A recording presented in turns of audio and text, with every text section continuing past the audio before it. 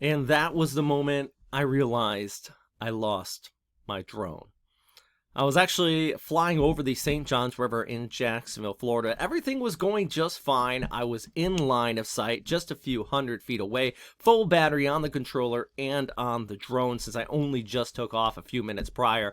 And suddenly the screen went black. I could see the drone in line of sight. It fell out of the sky into the river. Pretty swift moving river. It's very large. I knew there was no way I was going to get it back. Now though, over a month later, I finally got a replacement drone from DJI. I honestly thought it was going to take place, but I worked with them. There was a few steps I had to take, and that's what I want to talk about. If, God forbid, anything like this ever happens to you, you can take these proper steps and get this problem fixed, because I heard it's pretty rare, but it did happen. So let's talk about this. What was pretty ironic, though, is I was out there flying my Mavic Air 2 that day, filming a video about how much I love this drone. So I'm not here to bash DJI by any means. I've heard this is pretty rare for them to fall out of the sky, but thankfully they did take care of me.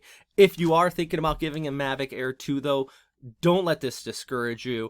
It is a fantastic drone. There are so many great things to do with it. If you are an enthusiast for drone, if you are a photographer as well, I highly, highly recommend getting it. There's so much packed into this little thing, and I have a blast just flying it. With the photography aside or anything professional, this thing is just absolutely fantastic. So right after it fell into the St. Johns River, there was no way I was going to recover. I did file a trouble ticket with DJI. My complaint, though, with that, though, is once I submitted it, it took a good week for them to get back to me for the original response. Imagine, I'm panicking here. I think I've lost so much money invested into this drone. I wish they could just get back right away, kind of a little bit faster with the customer service, but I understand it is what it is, especially with the COVID virus going on. A lot of companies are on limited manning at this time.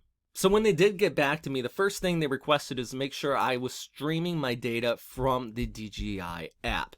Basically, this acts as a black box for DJI to analyze any incidents with your drone. I think it's a fantastic feature on their app. Some people may not like the fact that they're being tracked, but if you're not doing anything wrong, it shouldn't be an issue.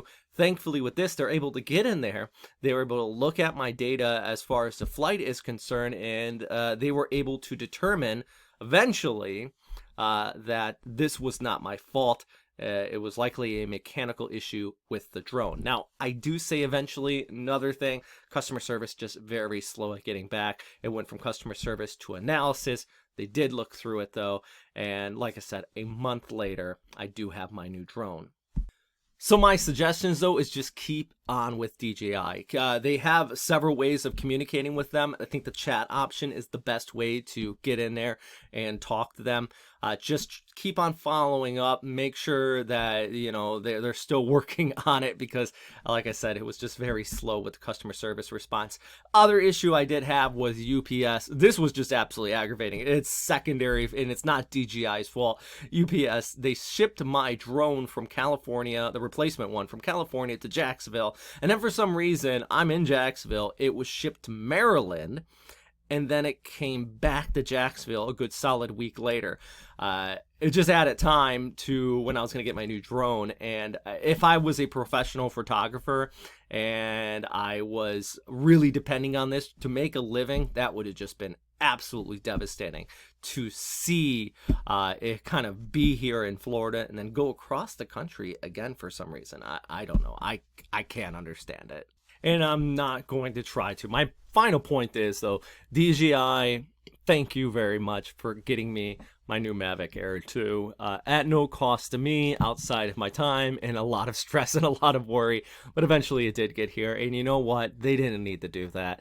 The fact is, it was sold, and it just crashed. And thankfully, all the data is streamed there. They had analysis go through it, and they looked at it, and I did get a new one. I heard this is extremely rare, but I did find at least one other case where it just stalled out for no particular reason at all. If anybody else has had this issue happen with them as well, please let me know. Hopefully, and get this video out to some drone pilots out there and just see if what your experiences were with DJI and if it's very similar to mine as well. And if you are in this situation, don't panic. I stressed about this a lot. Thankfully, it's here, and I wish I had somebody making a video where I could watch and see the situation they went through and let me know that it's going to be all right and you'll get your new drone. So as long as it's not your fault. If you flew it right into the water, can't help you there, I assume, with DJI. But if it just stalls for some reason, it's going to be okay. You'll get your new aircraft back. Anyways, yeah, thanks for watching, guys. Bye.